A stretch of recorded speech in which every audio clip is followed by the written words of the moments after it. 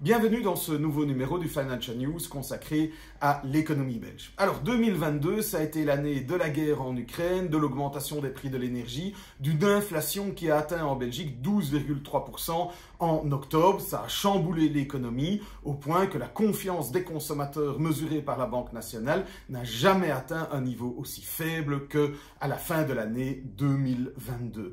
Alors, pourtant, oui, c'est vrai, la dynamique de croissance a eu tendance à ralentir en cours d'année, mais l'ensemble de l'année, c'est pas si mauvais que ça. On a eu une croissance économique de plus de 3% sur l'ensemble de l'année en Belgique. On a créé plus de 100 000 emplois, ce qui est presque un record. Et en particulier, la consommation des ménages a augmenté de plus de 4,3% en 2022, ce qui est également presque un niveau record. Alors, comment est-ce qu'on peut expliquer ça? Il ne faut pas oublier qu'on était toujours dans une période post-Covid où la consommation des ménages était dans une phase de rattrapage, certainement en matière de services. Il y a eu beaucoup de mesures qui ont été prises par les différents gouvernements pour aider tant les ménages que les entreprises. Troisième élément, l'indexation automatique de la plupart des revenus a également amorti le choc et elle a même amorti le choc peut-être même un peu plus que prévu. Parce qu'il s'avère, selon certains chercheurs de l'Université de Gand, que la mesure de l'inflation a peut-être un peu surestimé l'impact de la hausse des prix de l'énergie sur la facture réelle des consommateurs, mais il s'en est suivi une indexation plus forte.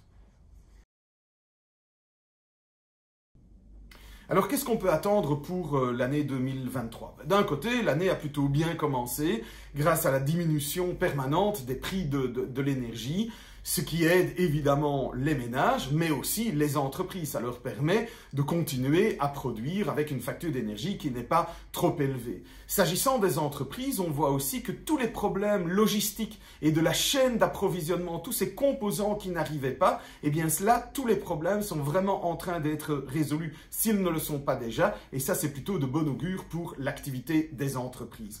Et pourtant, on est quand même un peu mitigé sur les perspectives pour l'année 2023, et ce pour plusieurs éléments. Premier élément, et je l'ai dit, on a eu un phénomène de rattrapage de la consommation.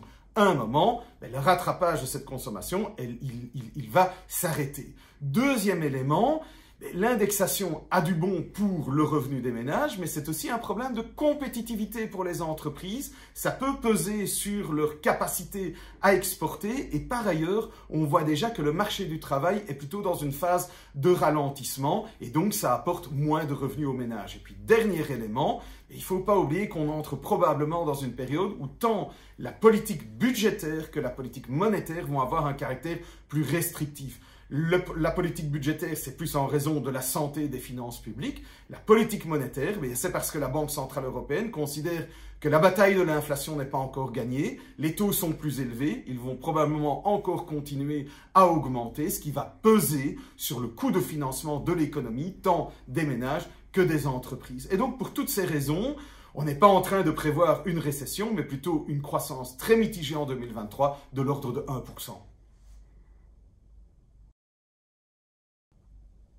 Alors l'inflation, on en a parlé, 12,3% en octobre 2022, on est à 6,7% actuellement, donc presque la moitié, ça c'est plutôt bien. Qu'est-ce qu'on peut attendre pour le reste de l'année? On peut le décomposer en trois éléments. Au niveau de l'énergie, comme les prix de l'énergie ont pas mal baissé, ils sont bien plus bas que l'année dernière, donc ça devrait favoriser la poursuite de la diminution de l'inflation.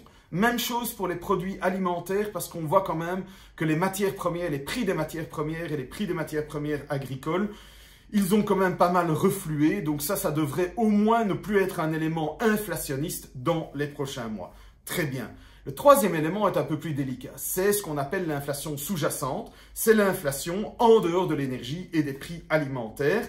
Et là, on voit que cette inflation, elle continue d'augmenter pour le moment. On pense bien que la mécanique va s'inverser dans les prochains mois, mais ça veut dire que globalement, l'inflation ne va que refluer lentement. Pour la fin de l'année, on devrait être autour de 3,5%, ce qui veut dire que pour l'ensemble de l'année 2023, on serait à 5,5% en Belgique.